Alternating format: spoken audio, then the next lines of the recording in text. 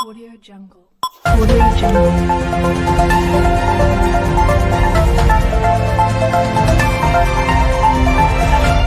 बंद का आदेश है, उस पर तो रोज प्रतिदिन उनके आदेश को ठेंगा दिखाया जा रहा है। बिहार में प्रतिदिन ऐसा कोई क्षेत्र नहीं जहां से दारू की बरामदी न होती हो, और हमारे सभी पुलिस अधिकारी जो भी हैं दारू में ही तत्लीन रहते हैं। हत्या होती है उसके पीछे न जाके सीधे वो जाते हैं दारू के पीछे। और जो हॉस्पिटल में जो दारू पकड़ा गया है, कहीं ना कहीं ये जहां जनता की सुरक्षा होनी चाहिए, इलाज। सूबा के मुख्यमंत्री के सपना रहे कि 2015 में शराबबंदी कइला के बाद शराब पर पूरा तरह से लगाम लग जाई, पीढ़ी सुधर जाई, पीढ़ी दर पीढ़ी बढ़िया काम में लिप्त हो जाई, आवे वाला बिहार में बाहर आ जाई। लेकिन हो रहल बा उल्टा। नमस्कार, गोड़ लागतानी, हम चंद्रशेखर सिंह।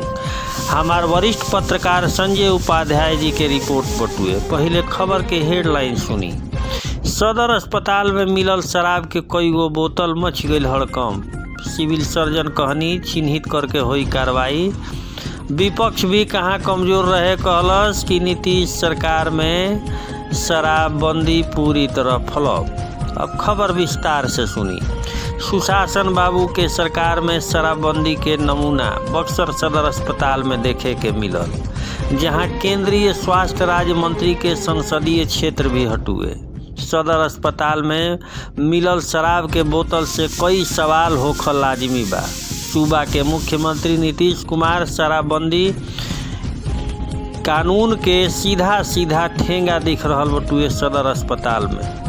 ई जब पता चलल, जब देखल गई कि सिविल सर्जन आवास के पीछे शराब के बोतल मिले के घटना से चर्चा के बाजार गर्म हो गई।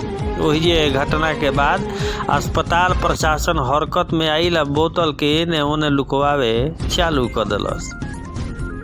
शराब के बोतल बरामदगी मामला पर प्रभारी सिविल सर्जन नरेश कुमार बतैनी कि एगो शर्मनाक घटना बा।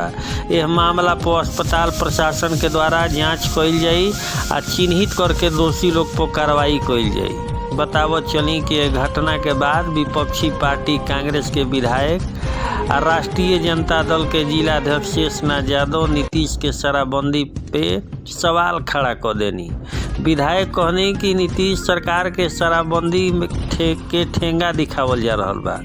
जहां अस्पताल में गरीब मजबूर लोग के इलाज होला, ओइजा शराब मिलता, इससे दुर्भाग्यपूर्ण का कहल जाई। जिलाधिकारी या पुलिस कप्तान के मामला में तत्परता से विभागीय स्तर से जांच करे के चाहिए। सवाल के जवाब देत विधायक कहनी कि शराबबंदी कहीं नहीं खे दिखाई देत। नीतीश कुमार यह मामला में फेल माने। विधायक मनले कि शराब के होम डिलीवरी हो रहल बा। शराबबंदी से आर्थिक दृष्टिकोण से भी नुकसान बा, आ एमे गरीब लोग ज़्यादा परेशान बाड़े।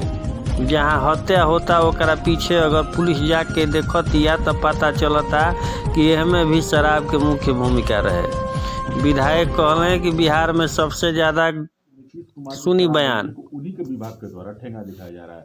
आप कांग्रेस के विधायक क्या कहेंगे इस पर? देखिए, बिहार के मुखिया नीतीश कुमार का जो दारू बंद का आदेश है, उस पर तो रोज प्रतिदिन उनके आदेश को ठेंगा दिखाया जा रहा है। बिहार में प्रतिदिन ऐसा कोई क्षेत्र नहीं जहां से दारू की बरामदी न होती हो, और हमारे सभी पुलिस अधिकारी जो भी हैं दारू में ही तत्लीन रहते हैं। हत्या होती है उसके पीछे न जाके सीधे वो जाते हैं दारू के पीछे।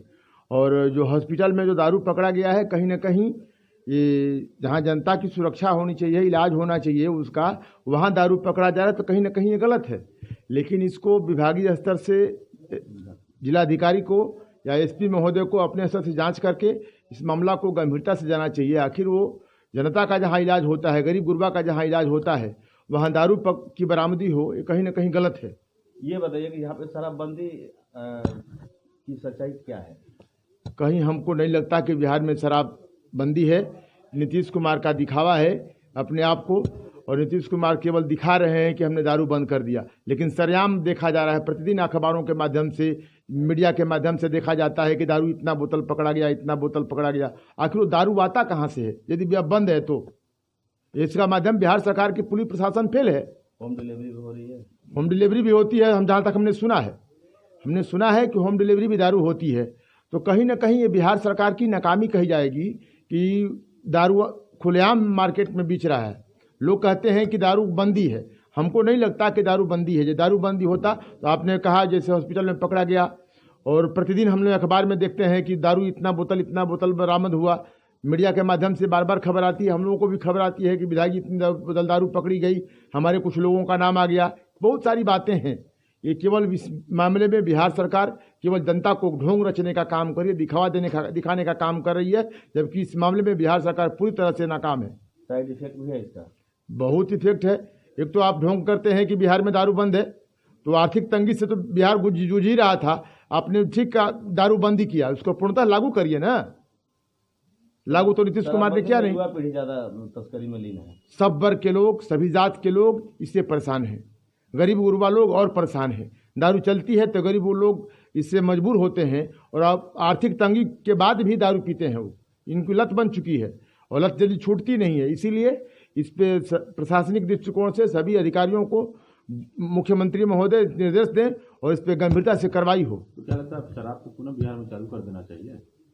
मेरे दृष्टिकोण देखिए, मैं तो कुछ खाता पीता नहीं हूँ, लेकिन अब आर्थिक दृष्टिकोण से यदि बिहार को मजबूत करना है, और जो बिहार में प्रतिदिन हम लोग देखने को मिलता है कि दारू को सरेआम बेच रहा है, रोज पकड़े गए दारू, तो जितने हमारे लोग पकड़ कर जेल में चले गए हैं, बिहार की जनता अधिकांशतः गरीब गुरबा लोग जेल में पड़ रहे हैं दारू के नाम पर, तो उससे तो बढ़िया था कि दारू आप चालू कर देते, ताकि कम से कम हमारे लोग तो पकड़े नहीं जाते।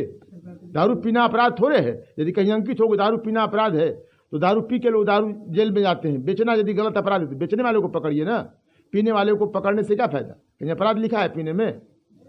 धन्यवाद।